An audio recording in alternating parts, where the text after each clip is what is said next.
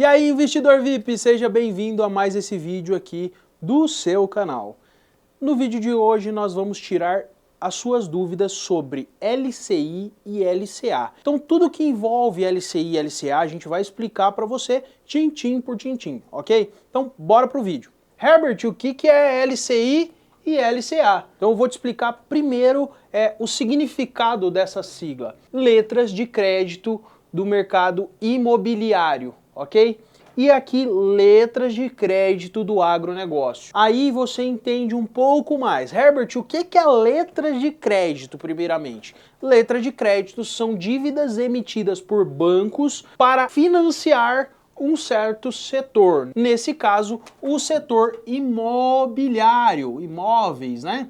E aqui, nesse caso, do setor agro, ok? Do setor do agronegócio. Isso aqui é basicamente assim, quando você investe num LCI ou num LCA através de uma instituição bancária, significa que você está pegando o seu dinheirinho e emprestando para aquele banco para com que ele possa emprestar para outras pessoas e ganhar através da sua grana, ok? Então o banco ele vai pegar isso aqui e vai emprestar ou para construtoras, no caso, construir imóveis, né, de grande porte, ou aquela pessoa que chega lá no banco e fala, viu, eu quero financiar um apartamento, financiar uma casa, comprar um imóvel financiado. Então, isso aqui vai para esse destino, né, para essa destinação, para tudo que envolve o mercado imobiliário. Só que a diferença é, vamos lá, você pega o seu dinheiro e empresta para alguém que vai comprar uma casa, por exemplo, e essa pessoa vai te pagar um bom juro, digamos assim. Só que nesse caso, se você empresta direto para o credor, digamos assim, para a pessoa que vai financiar um imóvel, você tem um risco na operação gigantesco, daquela pessoa não conseguir te pagar, por exemplo. Já no caso, quando você empresta para o banco, esse risco é muito pequeno. Então, Herbert, qual que é o risco de investir num LCI ou no LCA? O risco vai variar conforme a instituição bancária. Então, assim, você tem uma instituição bancária lá que nunca ninguém ouviu falar do nome. Aí você tem que analisar bem aquele banco, né, para ver se ele realmente tem capacidade ali para bancar esses investimentos, para conseguir te pagar depois, mesmo que ele tenha aqui uma inadimplência, ou seja, o credor lá não pague ele. E mesmo assim, se aquela instituição que você fez aquele investimento não te pagar, pô, quebrou o banco. O FGC, o Fundo Garantidor de Crédito, ele consegue te ressarcir o valor lá que você tinha investido, né? Claro, existe um teto máximo por instituição de R$250 mil, ok?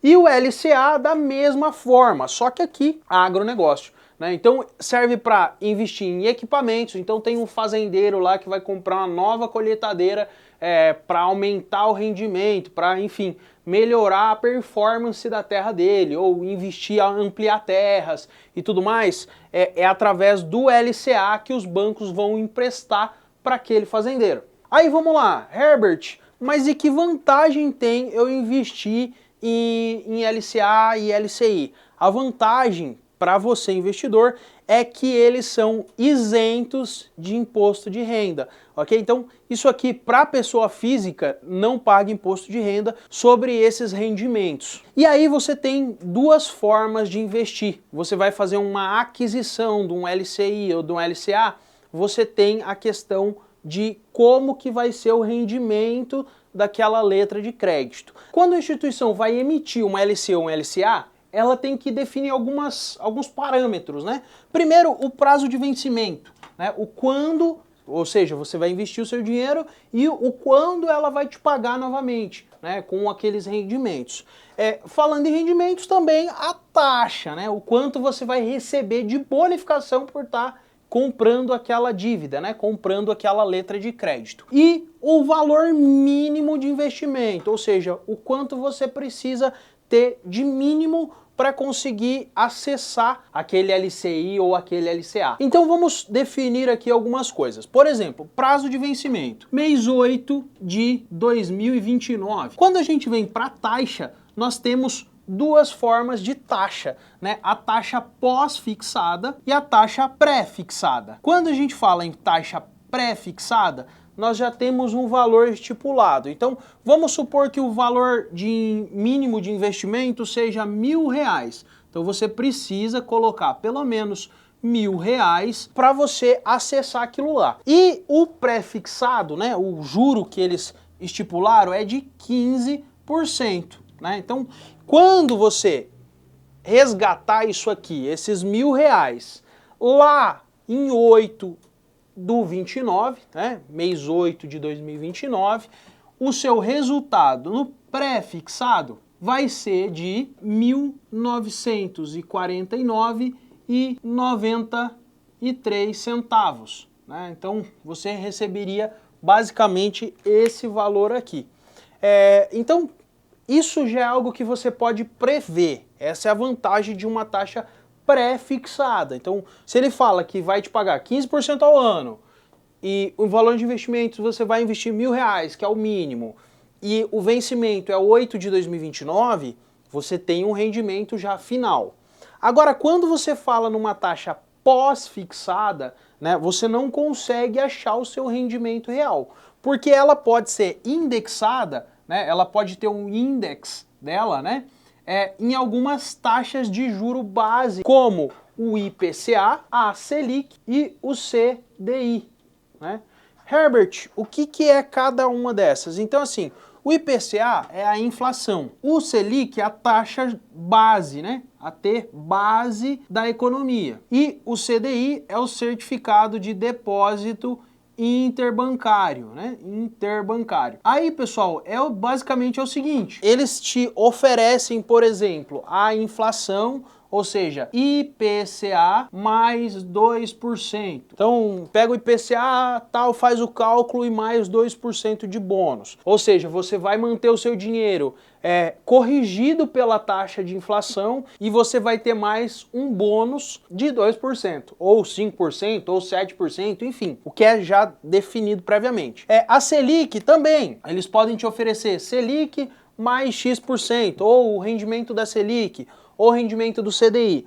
Herbert, mas afinal, qual que é melhor, o pós ou pré-fixado? Aqui, pessoal, é algo que não dá para bater o martelo e falar que um é melhor que o outro. Por quê? Pessoalmente, aí eu vou falar a minha opinião, não usa ela como base, pegue você, estude e tire as suas próprias conclusões. Mas aqui eu vou te falar o que eu penso. Eu prefiro o pós-fixado, principalmente na situação do nosso país. Então vamos supor que você vivesse nos Estados Unidos. Lá a economia é muito firme, né? Muito plana. É difícil ter uma grande variação. Diferente do Brasil, que em 100 anos passou por, sei lá, quantas moedas, né? E a inflação no Brasil foi muito grande por um grande período. Então vamos supor que hoje você faça um investimento pré-fixado deste de 15%, mas de repente dá um proago na economia, dá um problemão e tudo mais, e a inflação passa a 50%, como acontece em alguns países da América do Sul, como a Argentina e tudo mais. Esse pré-fixado seu não vale de nada, né? Você vai perder dinheiro com ele. Por quê? Porque o seu dinheiro hoje vale R$1.000, compra alguma coisa, e daqui 6 meses os R$1.000 já não compra nada, né? Compra talvez um babalu, né? Uma bala. Então, quando você pega algo pré-fixado, você tem muito o risco do país, né? Herbert, mas o pré-fixado então é ruim? Não, pessoal, por quê? Porque vamos supor que aconteceu, por exemplo, lá na pandemia, onde a Selic, a taxa base de juros da inflação, caiu demais. Então, se alguém tinha um pré-fixado para receber, valorizou muito. Ou seja, era vantagem, porque a taxa Selic estava muito baixa, estava lá em 2%. Então, o pré-fixado vale a pena. Mas aí é que nem eu falo, vai muito de como está a situação do país, de qual que é a previsão de futuro, né? Você tem uma previsibilidade de futuro, você garante que no futuro a economia vai manter juros baixos, a inflação vai estar baixa, o CDI vai estar baixo, né? Você tem essa garantia? Não, pode ser que tenha uma variação grande aqui. Então, pessoalmente, eu prefiro ganhar menos. Então vamos supor que lá na pandemia isso aqui estava em 2%. Então vamos supor que eu tivesse pego uma taxa indexada a Selic, né? E lá na pandemia ela estava 2%. Então eu prefiro ganhar pouco, mas também sem o risco de ter uma grande desvalorização do meu dinheiro. Então eu acho que o pós-fixado, para mim, eu acredito que tem um pouco mais de segurança do que o pré-fixado, levando em consideração o risco do nosso país. Porque em 100 anos, né, olhando o horizonte de tempo de 100 anos, nós tivemos uma variação muito grande, parece uma batida de coração. Ao mesmo tempo que está lá em cima, está lá embaixo, está lá em cima, está lá embaixo. Então, pessoalmente, gosto mais do pós-fixado. Por que que existe o LCI e o LCA? O LCI e o LCA, para você que está pensando em investir, é muito importante para o crescimento do nosso país. Porque através disso, você que tem um dinheiro lá parado vai ter um rendimento com segurança. Lembrando que LCI e LCA tem uma segurança bacana, né? Não é algo que você vai ter um risco de perder sua grana. O dinheiro que você colocou lá, você vai receber de volta e com um bônus. E para os bancos é muito bom, porque o banco ele faz uma captação de dinheiro e ele consegue ter uma rentabilidade bacana sobre aquele dinheiro que ele captou.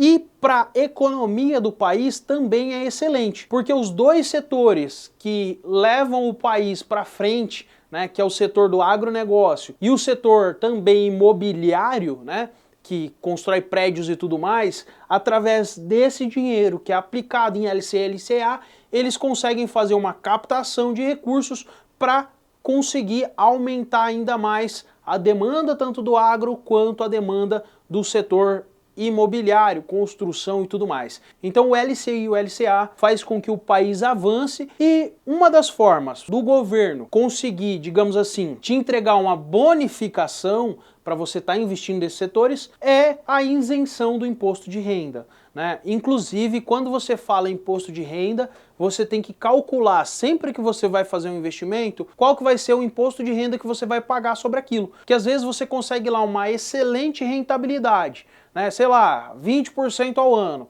mas você tem uma taxa de imposto no final, né, que vai te tirar uma boa grana, e aí aquela taxa de rentabilidade que você tinha lá no final, ela acaba sendo efetiva muito menor. Então por isso que quando você vai fazer um investimento, já fique ligado. Você vai pagar imposto? Qual que é o imposto que você vai pagar? Qual que é o efetivo no final? Né? O que vale mais a pena? E às vezes vale muito mais a pena investimentos que você não tem dedução de imposto de renda, como o LCI e o LCA, e também os rendimentos de fundos imobiliários, né? Então, fundo imobiliário também, os proventos, não precisa pagar imposto de renda. E aí, ficou alguma dúvida?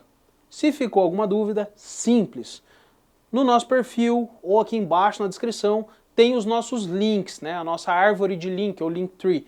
Você consegue clicar ali e tem um formulário para tirar dúvidas. E através desse formulário a gente produz novos vídeos e também pode responder você por e-mail para tirar todas as suas dúvidas. Então manda suas dúvidas lá pra gente e já aproveita e se inscreve aí para ficar por dentro de todas as novidades. Valeu, fique com Deus, partiu!